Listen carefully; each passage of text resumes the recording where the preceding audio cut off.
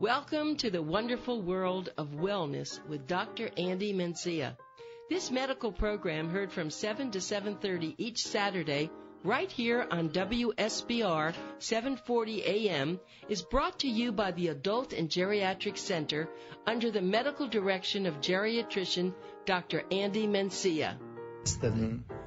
So, Dr. Mencia, welcome back. Welcome back. Hello, and Anita is welcome here also. Back. Yes, this is our Happy New Year show. Yeah, Ina, that's right. New Year. Happy New Year show. End of the year. That's why I'm brave. End of the year. 2017 in review. Yeah, that's right. So I saw a patient yesterday. Wait, before you say that, I wanted to tell you that everybody, Dr. Mencia, they're top of the list on their resolution for 2018 is to lose weight. Yes. And so that's why I think this is a very good topic. Usually it's one of the number one thing people want to do to lose weight. And it's not hard. It's really easy. It's all about the discipline. You have to build the discipline to accomplish your objectives. So you need to empower yourself and look at yourself in the mirror and say, I'm going to love the person that is going to come after I lose X amount of pounds. And when it comes to losing weight, people need to understand that this body that God had created is very smart. And it's not going to lose weight without stopping. Just like when you go and start running and running, there's a point that you need to stop to allow your body to recuperate. So when you are losing weight, you're going to plateau. You're going to stop losing weight for a little while because your body is trying to readjust to the new you. And then if you keep doing what you are doing, you don't have to change. You don't have to increase intensity of exercise. You continue your diet. You continue to do what you are doing. And then eventually you will drop again. And you will continue to drop your weight slowly. And nobody gain 100 pounds in a day. So you cannot lose 100 pounds in a day. You have to be patient. It's going to take time. Your body going to have to readjust. Now, if you notice when people get sick with a terminal illness, a very aggressive cancer, and they are losing weight fast, there's no stopping now. This is not a controlled weight loss. This is a unintentional weight loss. You are losing weight because the cancer is eating you up. And what do we normally see? We see the muscle tend to waste away. The skin will be saggy. All of this thing is happening to us because the speed at which you are losing weight. So it's better to lose weight in a natural way, intentionally, than a unintentional weight loss. So your body is trying to adjust. Your skin is trying to adjust. Your muscle is trying to adjust. Your heart, your kidneys, your liver, everybody is trying to adjust to this weight loss. And remember, when we are overweight, mean that we have a lot of fat. That fat is not only what we see outside, which is what bothers the psyche, the mind. Say, oh my God, look at my love handle, they are so big. Look at my butt, it's so big. Look at my legs, look at my thigh. You have to think that that fat is also around your heart, in your liver. That's what we call fatty liver. When we do an ultrasound, they say, you have a fatty liver. I mean, you have fat accumulating in the liver, pushing the working function of the liver to the side, and the liver now becomes sort of a storage of fat. Mm. So all of the fat that the body has becomes also a storage of itself for hormones. So a lot of the hormones your body produces will try to circulate around the body. But if you are overweight, then the fat can become a hormone storage. So as you are losing weight, these hormones say, wait a second, where do I go now? So it's important that you accept those plateaus when you're going through weight loss. Wait, what kind of hormones? All sorts of hormones, growth hormone, hormone that work in the brain, hormone that work in the thyroid, that are produced by the thyroid, hormone that are produced by the pancreas. We have all this endocrine system, the endocrinological system. The endocrine system, basically they have all the hormone. The ovaries are part of that system, the testicle in a man, the prostate. All of these things are manipulated or function by or depend on hormones to produce their function. So as you lose weight, all these hormones are trying to adjust. And you don't want to have a surge of this hormone. You want to have a normal up and down of this hormone. And if you notice, if you look at the person that monitor their blood pressure, some of those hormones tend to increase your blood pressure, and that happens to you between 3 o'clock in the morning and 6 o'clock in the morning. And that's why during that time, that's when your blood pressure is going to be the highest. Now, that is a good high on your blood pressure. So if your blood pressure normally is, let's say, 100/60, and you check it at 4 o'clock, 5 o'clock in the morning, it might be 120/70 or 80. And there's a reason for that. Yeah, what's happening? Well, the body is trying to get ready to get up and start walking and doing things, shower, get ready to go to work. So that's why we get up in the morning and we start doing our duties, either working the land or working in an office or being a mechanic or whatever we do. We do that first thing in the morning, and we are the best doing that. But at the same time, if you have high blood pressure, those hormones have no idea that you have high blood pressure. So they will continue to do what they normally do. Between 3 and 6 o'clock in the morning, those hormones that tend to increase your blood pressure, increase your heart rate, get you ready to get going, they're going to come out anyway.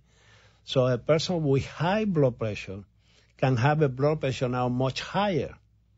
And that is why when we look at people that have strokes, even though it can happen 24 hours a day, it usually tends to happen first thing in the morning. We might wake up with a TIA.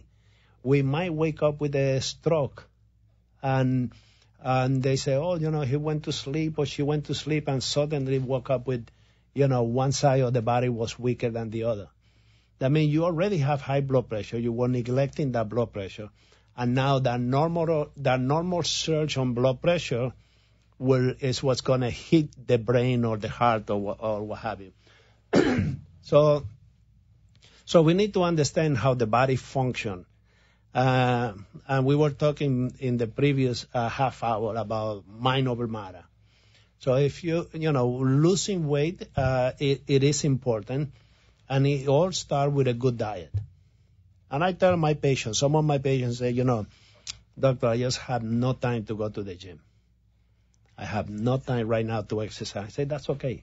And they give me that second look like, really? That's okay? Mm-hmm. So, yeah, forget about exercise. Just do what you normally do. Do your normal activity. Let's start with a diet. Let's start with a good diet so that your body starts adjusting.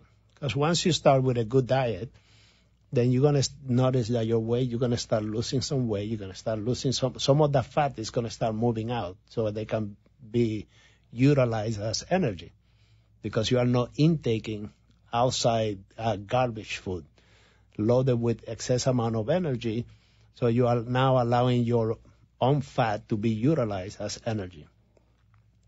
So I tell my patient, just continue with your normal activity. You don't have to increase as of yet. Continue with what you are doing.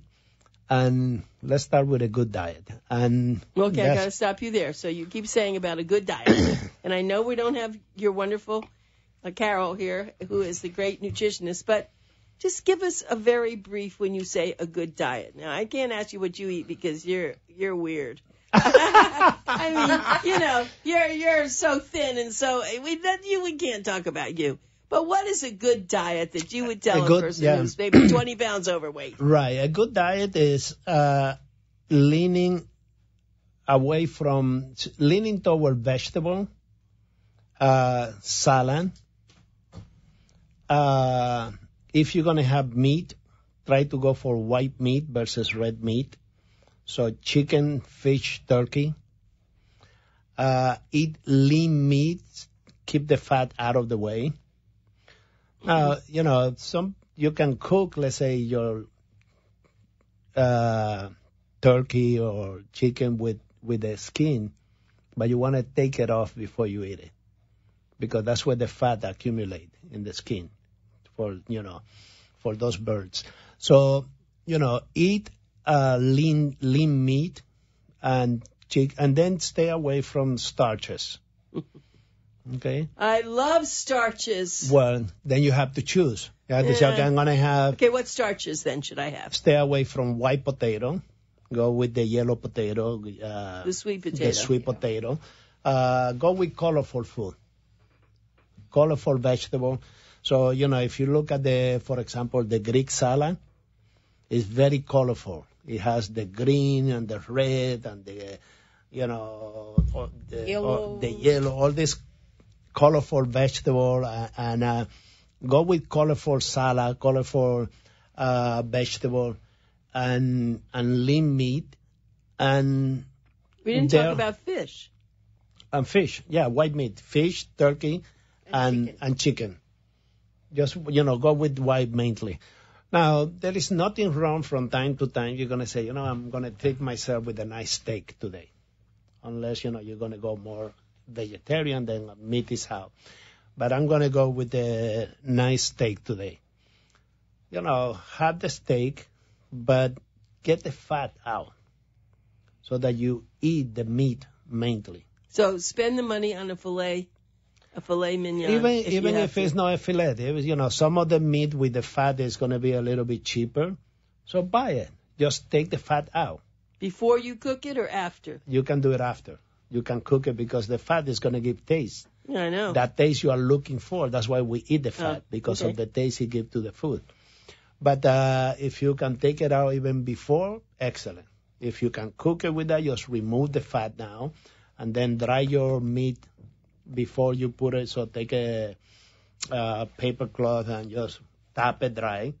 And then pull it up, if you're going to grill it, even better, because if you grill the steak, the fat is just falling off.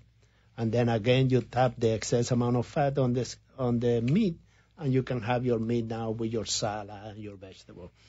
Now, what you don't want to do is follow this diet, and then one day you're going to say, now today I'm going to have bread and potato and spaghetti and the pasta and the rice, I'm going to, have a lot of bread and, because what happens is when you're following this diet, imagine in your intestine you have all these worms, different type of worms.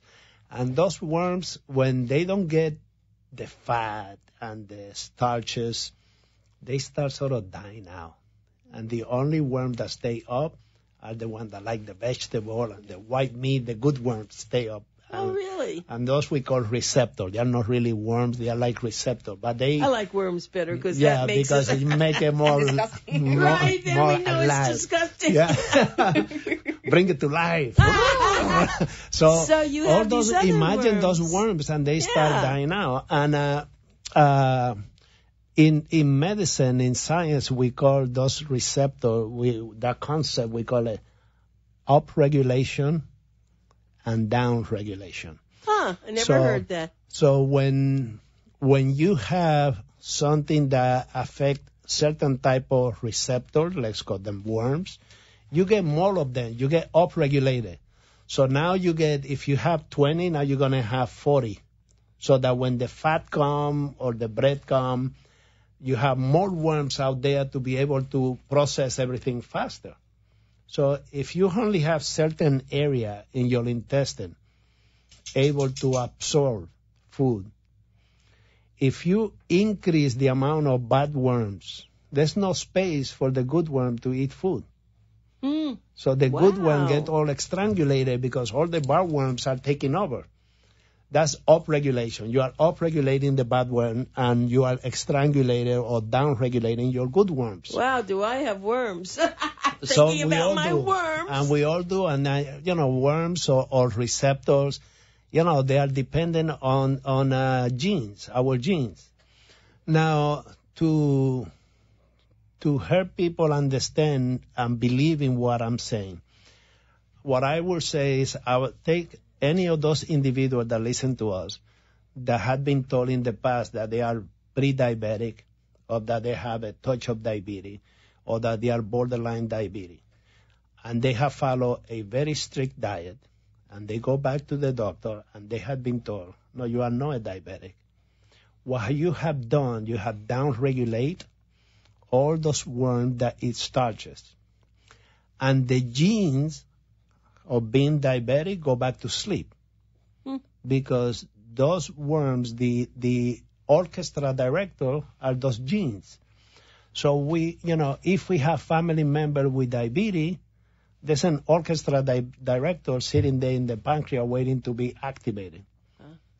And if you, let's say if I'm a diabetic and my kids say, okay, that is diabetic, so we are not going to eat starch, we're going to follow a strict diet, the gene will never wake up on them. They can carry the gene with them. They know it's there, but the orchestra director will never come to life. That's a fabulous thing to have happen. So, it's amazing what a good diet can do for you. You can live a life without taking pills, depending on medications.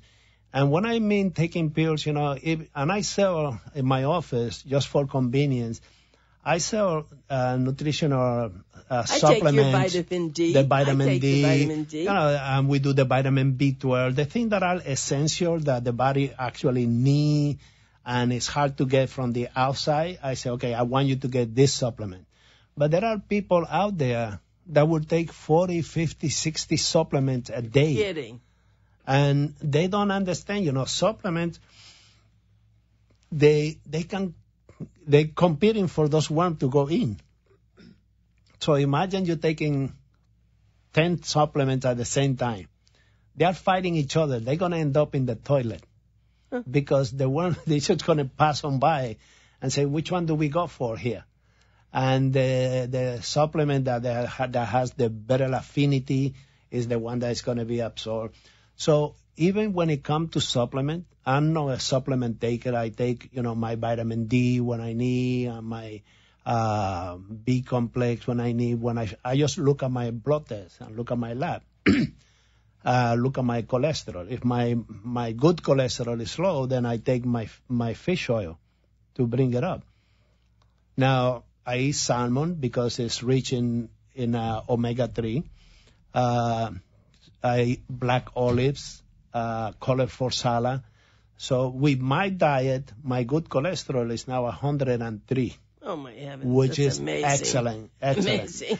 So if you follow a good diet, you don't need all these supplements. People think that you have to eat well and have supplement for longevity. Not true. Not at all.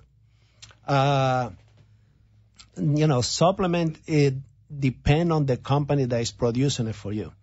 Some company are excellent in producing good supplement, come from natural food. A lot of artificial stuff can go in there too. You can get junk supplement. For example, the fish oil. The fish oil, you have the omega-3, omega-9, and omega-6. Omega-6 is junk fish oil. You can find omega-6 in French fry, in hamburger, and ice cream. You find the omega-6. But some of the fish oil that you buy from a bad company could be loaded with omega-6. So you're really harming your body by taking that kind of supplement. But if you eat a good salmon and you eat a colorful salad, you are getting good omega-3 and omega-9. And you are not getting any omega-6 because there's none on natural food. I want to go back, to black olives. Why are black olives good for you? Well, it's it been pushed from the Turkish culture are the one that push a lot of black olive, and when they look at their analysis compared to other country, their good cholesterol was elevated. So it's good to increase to alter so that your good cholesterol overtake versus the bad one, and your bad cholesterol, if it goes up toward the good side, because when we look at the LDL, which is the bad cholesterol, there are like 6 type of LDL. So you have to break it down from LDL really, really bad. So your LDL can be elevated because you eat a lot of fat and, fast food and junk food and French fry and what have you. But it could be, the LDL could be high on the good side of the thing. So the good LDL is the one that won't stick to the artery. They will float around as cholesterol. You need cholesterol. You need cholesterol for the brain, to function, to build the brain. So we need cholesterol as part of our body. Well, we don't want to overload it with the bad cholesterol. Okay, but I want to get past the worms and all, because I guess I want to ask my something. Friends. Okay, but it does make sense. So let's say that you are now on this wonderful regime, and one day you decide to have a loaf of white French bread. The worms are so happy, aren't they? Oh, they're all going to come to life. See, that's it. And then it loses everything else. So you're saying you can never have that other kind of stuff? You can have it. Let me tell you now, during the holidays, I hate that, but that's, some people, they bring you candies, chocolate and this and that, So we get loaded with all kinds of sweet and stuff, all kinds of sort of worms things. are rubbing their hands. Yes, right. I love this. And I might see, I have one of my patients that she made with the mango she have left, she found in her backyard. She made mango bread. Oh my God, I love that. And it was so tasty. So I took a small piece, cut half of that small piece toward the bottom, which is, the one that baked really dark, and I love that part. And I took a small piece and I ate it. I felt so good. Just for my taste buds. But see, that's to be where satisfied. your discipline comes in. So how can you bottle discipline? If you could sell bottles of discipline, you'd be a zillionaire. Oh, absolutely. But the discipline is so cheap. To tell you the truth, it's so cheap. It's just a matter of building it up. Seeing the worms. Right. Just build up that discipline and say, if anybody can do it, I can do it. And I'm going to do the right thing. And always when you look at yourself doing the right thing, imagine the generation below you, where you're becoming now a mentor to those people, and they're watching you. And then they're going to say, I'm going to be like auntie blah, blah, blah, or grandma, or I'm going to be like this. I'm going to be that kind of person. And if you think about it, look at those kids that are obese. They don't have a role model to help them out. So if you follow a good diet, and you just be the new you for 2018. When those family members of yours come by to visit you, and they see, oh, what a change Grandma had made. What a change my aunt had made. What a change my mother or my father had made. When they see you, it's going to be not a direct communication. It's going to be indirect. Subconsciously, they're going to say, I'm going to be like that. I'm going to start changing to be like, my uncle is or my father. So they're going to say, so what are you doing? How are you losing weight, right? Because and I don't want to see, worms. no, they're going to see it too. Yeah, because, they will. They're going to say something. I go to a restaurant and the first thing they put in front of you is the bread. Right? They put the bread in front of you. So they give you the bread, and then you start eating the bread, drinking the wine, and then after the bread, now your body's ready for the fat. Oh, yeah, the worst. Yeah, come more. The more the merrier. Yeah. So, so you don't eat the bread. You shouldn't eat the bread. I might take a piece. I look at the bread, and if I see, let's say, discipline. If I see, but my kids got used to that too. When I go out with my girls, they look at that, and they are used to looking at the bread, and they take one small piece and then put the rest away. Right. Well, see, Rosemary's thin also, so you all have done this in your family. Right. So that's what we say. You have to, once you start, you will influence everybody around you. Ina being Russian, she used to be a heavy bread eater. And she have, with time, we have lectures, and, she's been my manager. She organize things, and she have, over time, I have watched her, and she have changed. So maybe I become a role model for you. Yes, you are. You're a role model for a lot of people. Yeah. Absolutely. Absolutely. So this is a very good show, a very good program. So, and we're going to have, we started the show by saying I had a patient of mine yesterday that he came to see me, and he just needed one prescription, and he didn't want the year to start without having his medication.